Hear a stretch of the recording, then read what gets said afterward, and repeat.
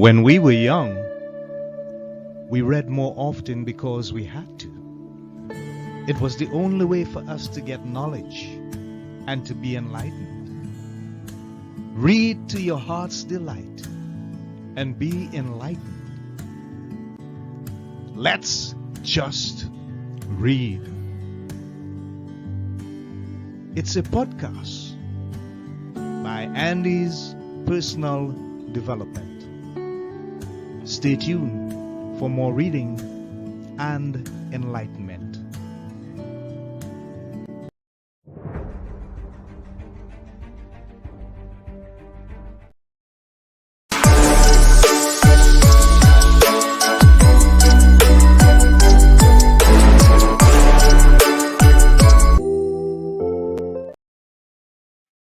Hey, and welcome to Let's Just Read, a podcast by Andy's Personal Development.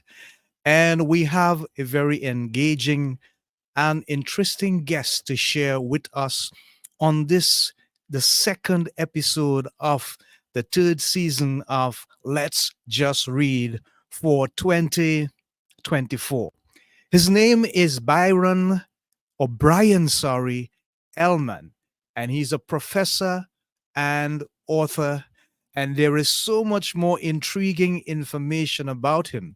But I will not steal the spotlight anymore. We'll introduce our guest, and he will tell you so much more about his very interesting discovery and books that he would have written as a result. So, Bryon Ehlmann, welcome to Let's Just Read. How are you today, sir? I'm great, and thanks for having me. And thank you for being here.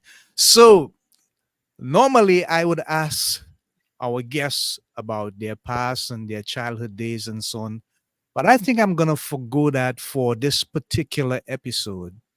What I want to ask you more importantly is when people hear the name Bryon Ehlmann, what are the things that you want them to think about the most or come to their mind as they hear your name? Well, I guess someday, and it may be long after I die, okay, my name will be kind of associated with my theory because my theory is kind of a big one. Mm-hmm. It'll probably blow most people's minds today. It runs totally counter to the general orthodoxy about death today. Gives you a whole different view of death. Mm. I will get into that, Mm-hmm. but that'll only come about when my theory is well known. And I want my theory to become well known because I think it will change the world for the better. And I'll get into that too as to why.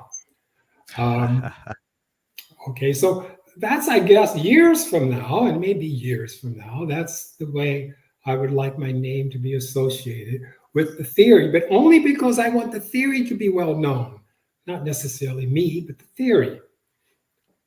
Okay, great. The theory. So, how did you come to discover the thing that you feel best defines you the most? What was that experience like for you?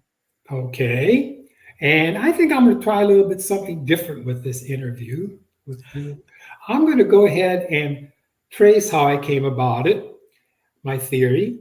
And before I Sure. even tell you what the theory is, Uh-huh. I'm going to see if you can discover it because it's not rocket science.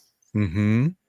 So one day, I retired early, by the way, from I was a computer science professor.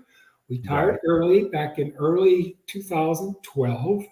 Uh-huh. And I retired because I actually wanted to get into more of the fun stuff. I was in technical stuff for so many years. And the computer industry is just so fast. Just trying to keep up with it is a struggle. So I wanted to get into the big questions in life. I wanted to look at psychology, philosophy, religion. Those are the things that really interest me. The questions of why are we here? Why is there something versus nothing? So I retired early and I had the opportunity to do that. So I could study those things. Right. Well, it was about, I didn't know exactly what I was going to get into precisely, but about the end of 2012, I think it was, I woke up from a dream one day, and I have lots of weird dreams, okay? And Mm-hmm. first time in my life, and I don't know why, I asked myself the question, what would have happened if I would have never woken up? Mm. How would I know the dream is over? Mm-hmm. Because, and this is kind of a thought experiment, and I'm going to give you some other ones too. How do we ever know one of our dreams is over? It's you're supposed to answer. You're supposed to say when we wake up. Yeah, I was gonna say that, but you had me thinking. Okay. Sometimes it's not always like that. Well, there are some green dreams where you're half dreaming and half asleep. There you go. Foot in the dream, one foot in the dream, and you bounce Uh-huh. back and forth. Okay. There are those Right. dreams. Okay. Well, let's take the typical dream. Mm-hmm. You don't know it's over until you wake up. When you wake up, Right. you have all the emotions that you had in the dream. You may be frustrated. You may feel great. It's a beautiful dream. But the minute you experience your first awake moment, you realize, oh, that was just a dream. But you don't Mm. realize that until you experience that first awake moment. Right. So to me, it's kind of like you're paused in the dream, Mm. paused in your consciousness until you experience that next moment of consciousness when you wake up. Mm-hmm. Okay. Now I'll give you a Okay. couple other thought experiments. Have you ever gone under general anesthesia? Yeah, once. Okay. When do you know you're not on the operating table? You don't Well, until you wake up. wake up. But suppose you never wake up. Whoa. How will you ever know you're not on that operating table with those nurses and doctors around you giving you your anesthesia? Right. And Brian, that's $1 billion question that so many people are asking and trying to find the answer to. The Mhm. thin line, the thin line between conscious and subconscious. That's right. Okay, one more here. Right. No, two more actually. One more though. Okay. Have you ever fallen asleep or watching a movie or a TV show? I think I know where you're going with this. How do you know you fell asleep when you were watching that show? It's either two things: a sudden sense of awareness and you are jolted back into it, Yep. or if there's on the ecosystems a noise that brings you back Yeah, to something that. that wakes you up Yeah, essentially. yeah, yeah. Yeah, but it's your first moment of awake consciousness Mm-hmm. that tells you that, hey, I thought I was watching that movie. You believed Mm. you were watching that movie Uh-huh. until you woke up. Right. Okay, one more thought experiment. Here we Okay. go. Have you heard of near death experiences? I have. And you know that people, most of them are very pleasant, by the way. Mm-hmm. Mm-hmm. Something like 80 or 80 some percent are usually pleasant ones. Some people think they're in heaven. They were Mm-hmm. in heaven. They Yeah. were in the presence of God. They Uh-huh. felt peace. They felt happiness, contentment. They felt great. In fact, a lot of them are disappointed when they wake up. Mm. They Okay. claim, a lot of them claim that this wasn't a dream. I was actually in heaven. Mm. And then I was told to go back, to life. Yeah. Yes. And boy, that was great. Now I no longer fear death. I'm in great shape. A lot of them changed their whole life because of that experience. Well, how did these people know that they were not in heaven? Mm. It's a good question. When did they know they were not in heaven? Another good question. There's an answer you're supposed to give. I think you know what it is. I'm, I'm bringing you along into this theory and the audience, I guess, too. Yeah. You awaken and you are fully conscious, That's right. You and experience there's that full first awareness. awake moment, Yeah, okay?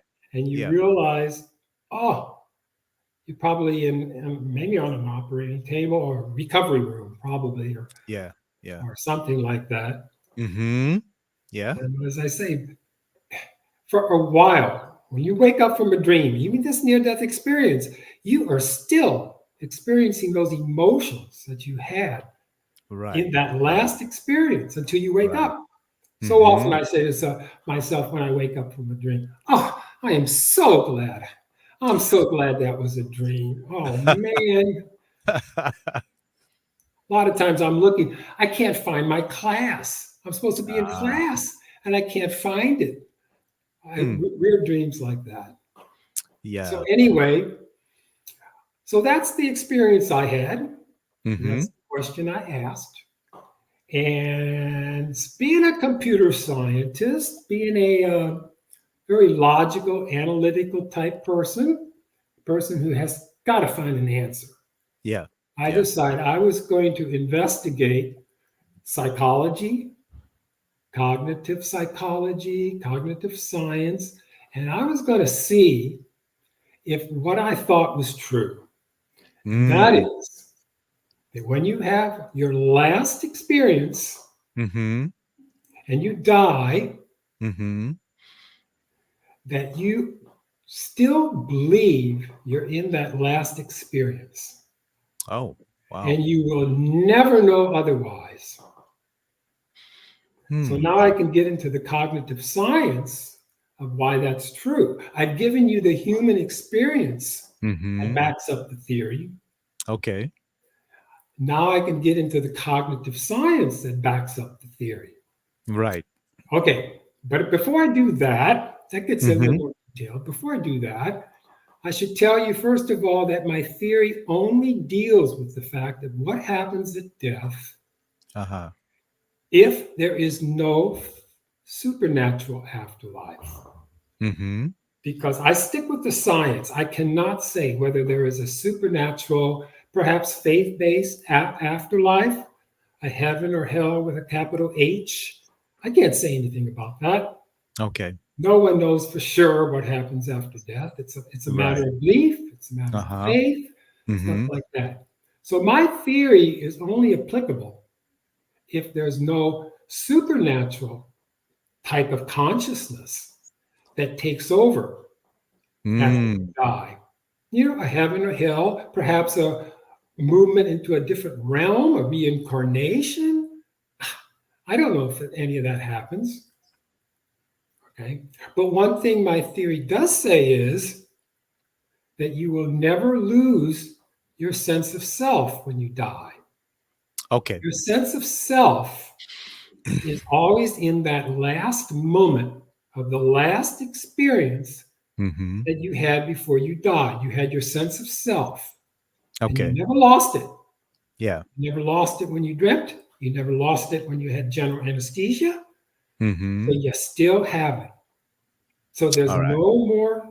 no such thing, non existence, at least in a psychological sense, non existence is not possible. Mm. I get it. So let me see if I understand the theory correctly. You are saying Okay? that from the experiments you have done and the Well, linear. I didn't do the experiments. I didn't set Uh-huh. out to do the experiments. I just Uh-huh. analyzed all the human experiences that we have, Right. but we don't know what's happening, that we dreamt or anything. We fall asleep until we wake up. Right. Okay. So based on that knowledge and the theory of the things that you have discovered, you're saying that there is no clear way to define what happens after death. Not after However, what I'm talking about happens before uh-huh, death. before that, okay, Yes. within that sense of transitionary period. Hmm. So let me ask this question, and this is one that I have been asked a lot, and folks have been trying to figure out what is the meaning of it, why it happens. You get a dream, and in that dream, it's like a battle, and it's as if you're in confined space and you're struggling to get out of that space, or someone is shooting at you, pelting at you, it appears as though you're in harm's way, and suddenly you have to find a way out, and then boom, you're out of the dream. They have been told that it's associated with something that they are personally struggling with internally in their lives, and it manifests itself in that dream when they are in the state of subconsciousness. Mhm. How does what you do in terms of your study, if at all, align with that philosophy or that theory? It doesn't address it. Okay.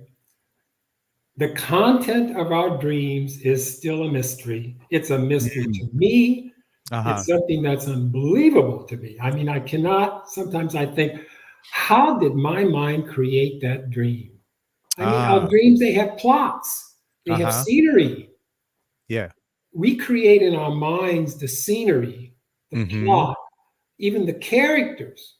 I can look Yeah. back on some of my dreams. These characters, they actually had faces and stuff.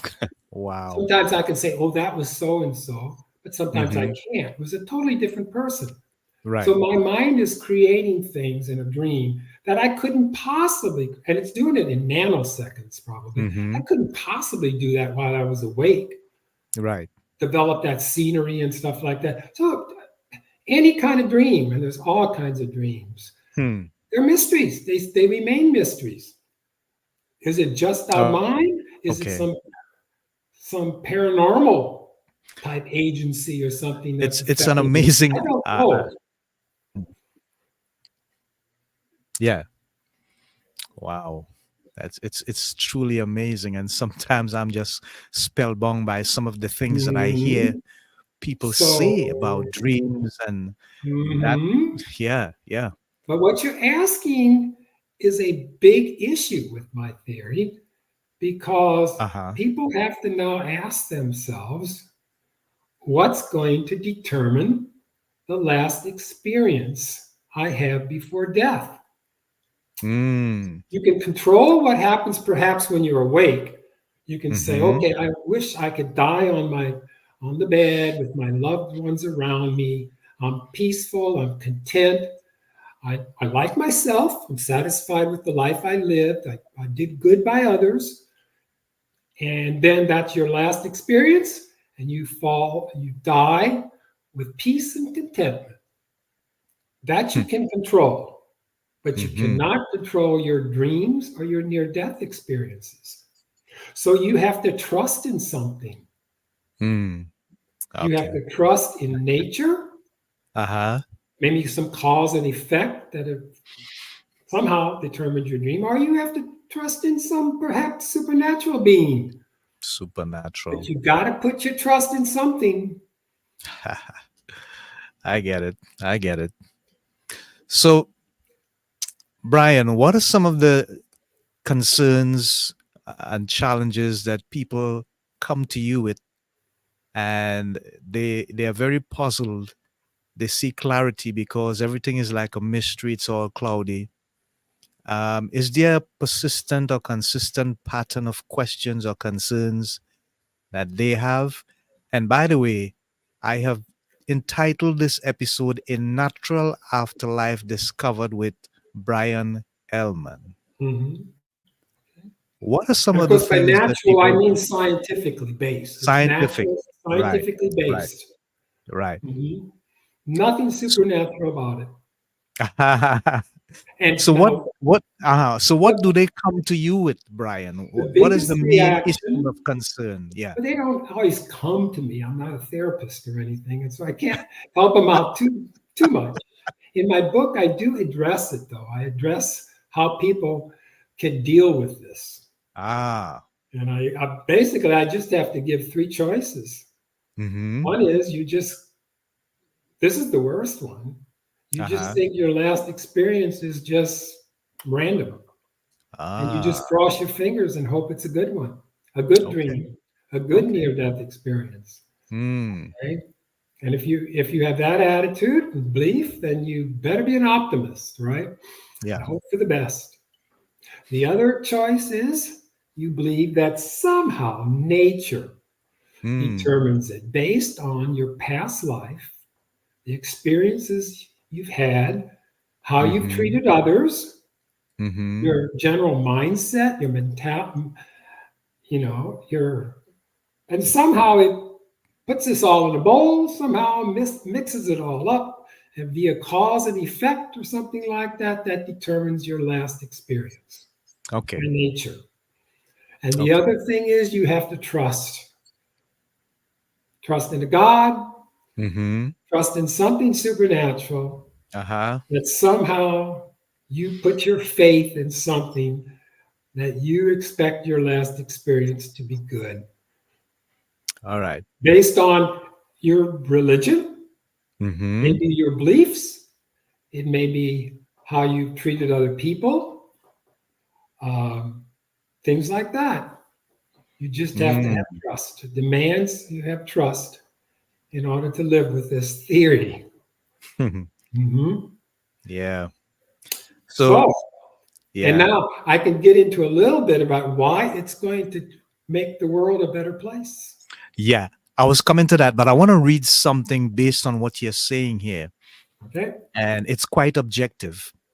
It says the book scientifically establishes that death, if not immediately followed by a supernatural afterlife, does not result in non existence. That's right. Instead, one's consciousness is imperceptibly paused in their final I'm experience. glad you got into that because that gets a little bit into the cognitive science. Okay. Ah, We experience consciousness as mm-hmm. a stream of conscious moments, Yeah. about 20 to 25 per second. Mm-hmm. In every conscious moment, it contains the brain renders this moment and Yes. presents it to us. Okay. Uh-huh. In Uh-huh. each conscious moment, we have our self awareness. We Okay. know that we are experiencing that conscious moment. We Mm. have our sense of time. We actually believe that every conscious moment is going to be followed by another one very Mm-hmm. similar to that. Right. Right. Like when we fall asleep, we don't remember when we fell asleep.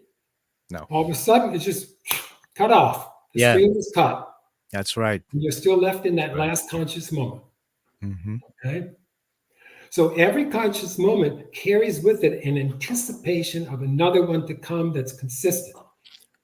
Yeah. That's why when you die in your near death experience and you believe you're in heaven and you anticipate glorious more moments to come, when you die, you will still Mm. be anticipating glorious moments to come. Mm-hmm. And I say you're imperceptibly paused because you don't know you're paused. Mm. You're paused, but you don't know it. The living know it. I know Mm-hmm. it now when I'm alive that I'm going to be paused. And my experience then, since you're paused, and each conscious moment is discrete, it never changes, it can only be replaced by another one. Then, what was I getting at? There's nothing else, no conscious moment that's going to tell you to Uh-huh. replace it to tell you that it's over. So you're going Okay. to continue to believe this heaven is going to go on. Oh. Wow. Okay. Okay. Okay. So not only Mm-hmm. the other big thing here is not only does my theory say that non-existence is impossible with Okay. death, but it says that there is in fact a scientifically based heaven. Mm. Heaven is timeless. Mm-hmm. You have these activities, let's say it's a near death experience, it could be a dream. You have Right. these activities going on. These Mm-hmm. activities make you, your self awareness of those activities.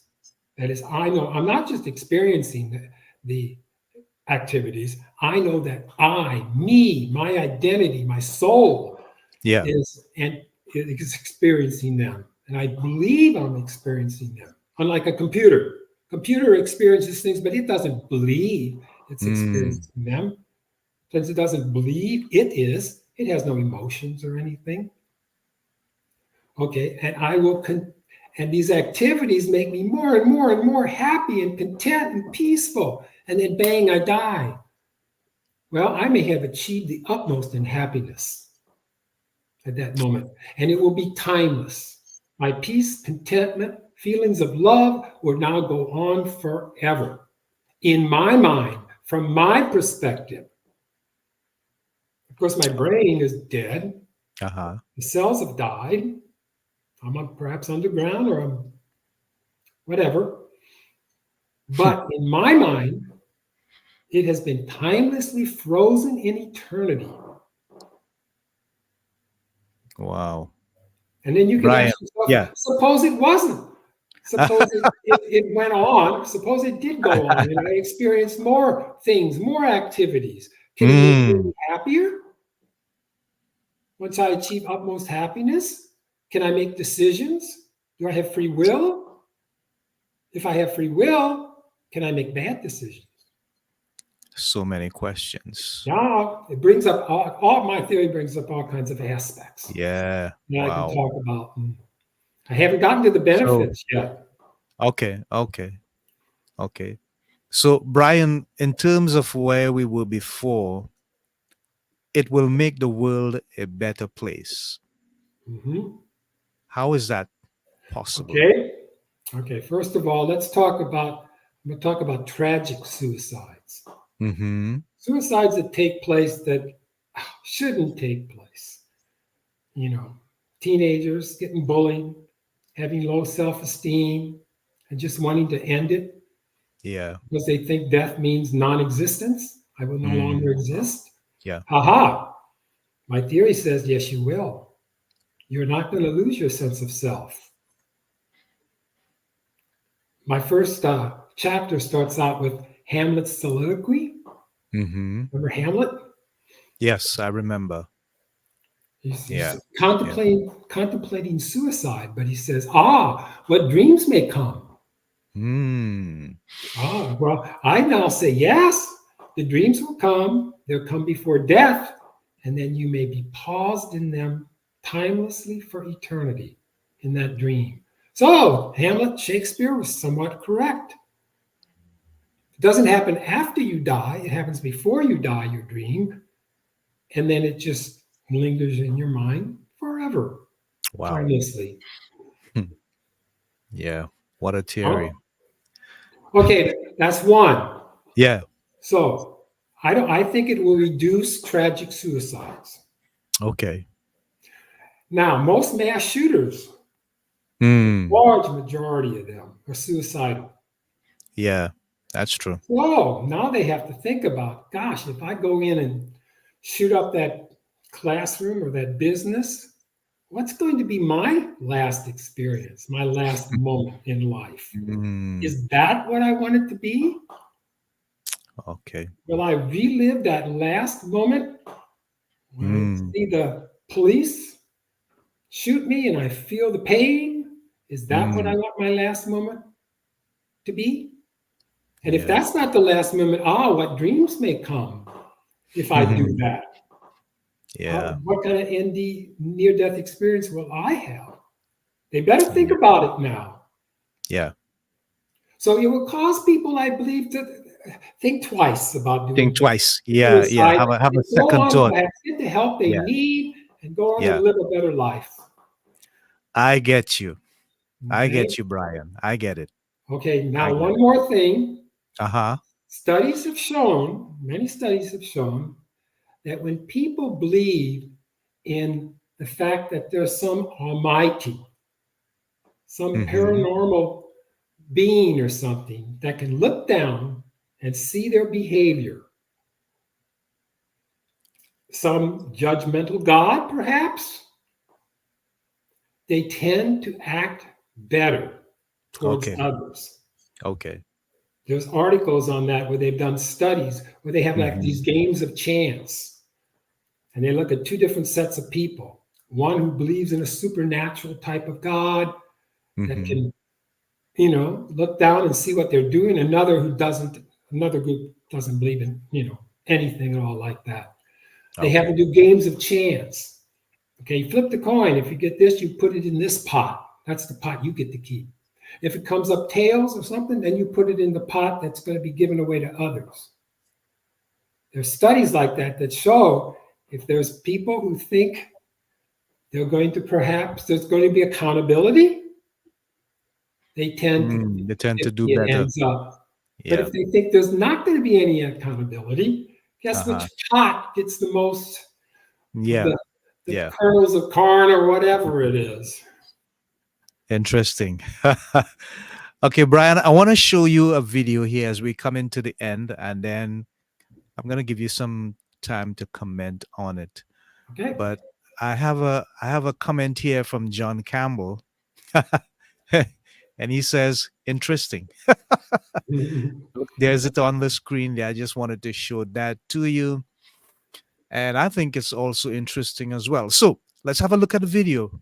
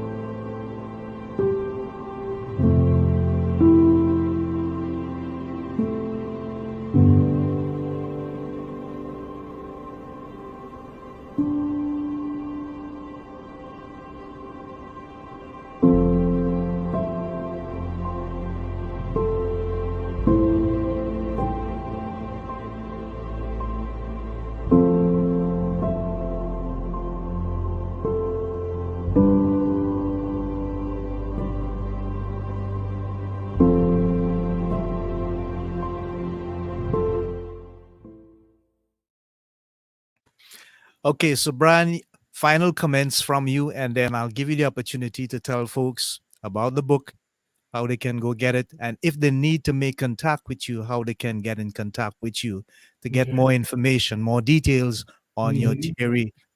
Mhm. Yep. Okay. First comment is I've talked about my theory without even mentioning its name here. It's called the theory of a natural, uh, eternal consciousness. Mm, Our consciousness is natural. It's first of all, it's an eternal consciousness because it's paused from our perspective in our minds, from yeah. our perspective. Hmm. Okay, Yeah. it's natural because it's scientific. So our Hmm. consciousness never ends. That's why I on my in the picture there in the video and also on my book I cross out Yes. off button. There's no off button. Hmm. Consciousness. There's a pause. What happens when you die is it's paused. Your stream of Hmm. consciousness is paused, and the restart button is broken. You can't start it again.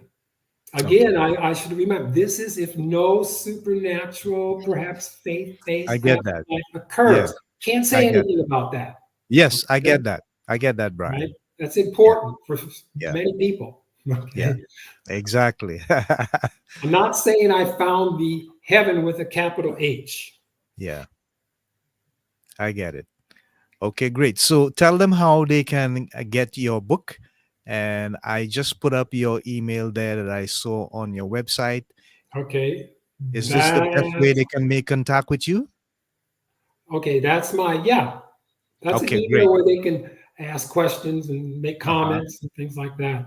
And my webpage from my author book webpage Yes. is Bryon Ehlmann, run together, bryonehlmann.com. Okay, They great. can find out more about me and the book, Yeah. and they Yeah. can look at articles written about it, Mm-hmm. media events like this interview and stuff like Yeah. that. They can find. You can get it on Amazon as an ebook or a paperback. It can be ordered from Ingram Spark. Mm-hmm. Outlets can order it. Mm-hmm. Retailers can order it. Um, they can order a hardback too. I made a hardback simply because some of my figures, and there's Yeah. 17 of them or so, some of them in color. Okay. I wanted I wanted it's more expensive, but I wanted to put Yeah. my figures in color. Okay. Okay, and Okay. one more thing, it's on Barnes and Noble. Uh-huh. On Barnes and Noble. So Okay, great. So I just want to show you another comment here by John Campbell. He says, those who believe, and you can read it, okay, no life after death has no life now in a real sense, just an existence. Wow. okay. Your thoughts? What I'm trying to interpret it, what he's trying to say here. Those who believe no life after death has no life now. There's no life after death that involves events, at least Right, according to science. right. By the way, science does not And then support. then he says this, Brian. Yeah. Oh, love is views. Okay. There you go. By the way, a lot of people think this, but science does not support the fact that there's non-existence after death. Right, right. Can't. Yeah, it can't. It can't. Can't be proven. Okay, Mhm. great. Wonderful. So we have come to the end of this amazing interview and episode with Professor Brian, uh, Retired professor. retired. I knew you was gonna punctuate that. Hi. 12, 13 years ago.